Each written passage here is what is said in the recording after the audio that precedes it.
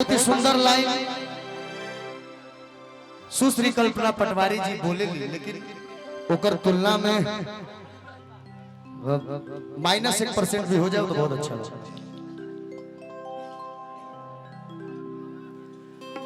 ओम सूर्याय नमः। ओम गंगाय नमः।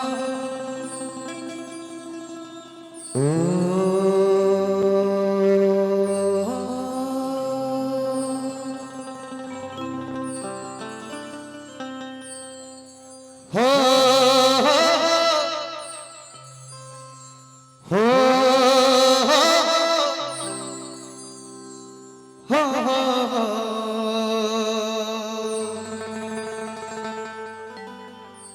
हो हो हो हो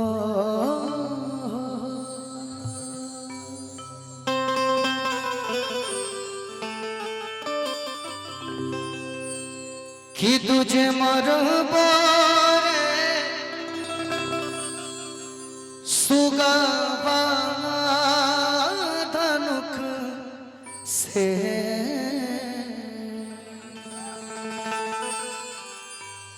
सुगा गिरे मोरुझा।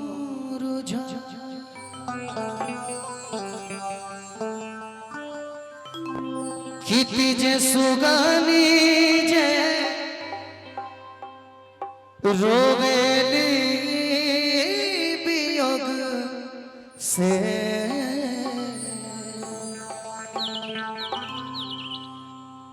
आदित होए नासा।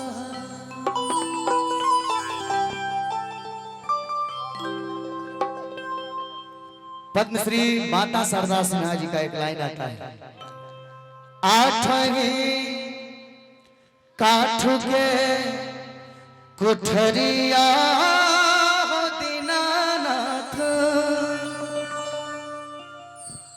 रूप छान लागल के बाद, ताही ऊपर चढ़ी सुतले ए हो दीनानाथ, बांझन के बड़वा धैले था। तब हमनी और छठ जौन गवाला, छोटी रे मोटी हर डोमीन बीटी अकेला में लामी हो के, किसु पावाले हरे हो बेटी या रागी या के हो। माई जौन गीत गावे जा सा, गीत गावत जा सा कि हाजीपुर से खेलवा मंगईनी, बलका दिल जूठिया,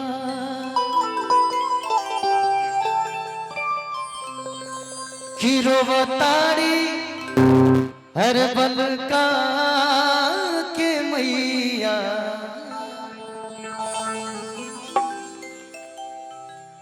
आदित होई नासा।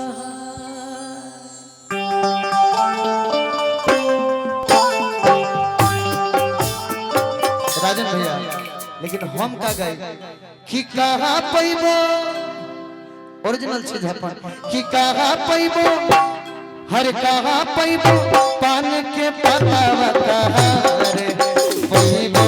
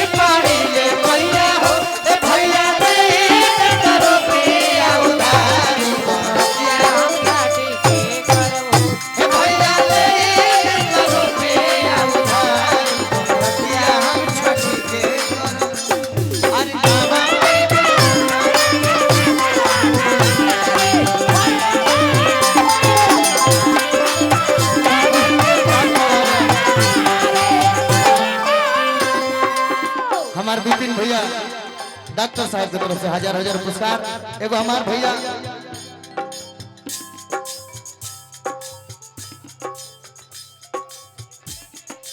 हमार जितेंद्र भैया जितेंद्र गिरी जी की तरफ से आशीर्वाद मिलो। आओ का कहब हम कि सोनरा घर से अरे सोनरा घर से सोने कटोरा की अहीरा घरवा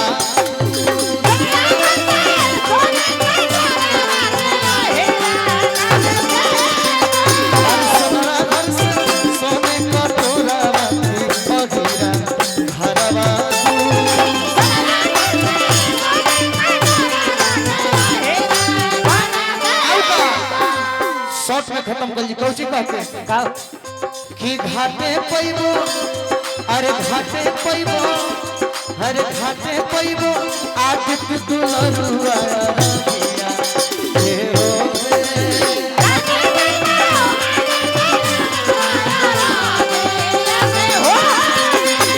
घाटे पैबो आदित्य दुलरुआ या के हो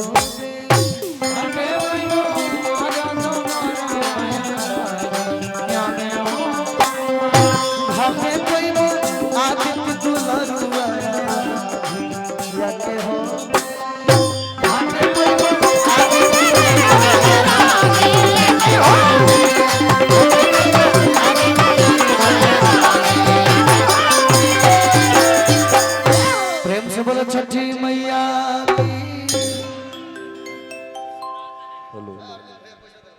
फिर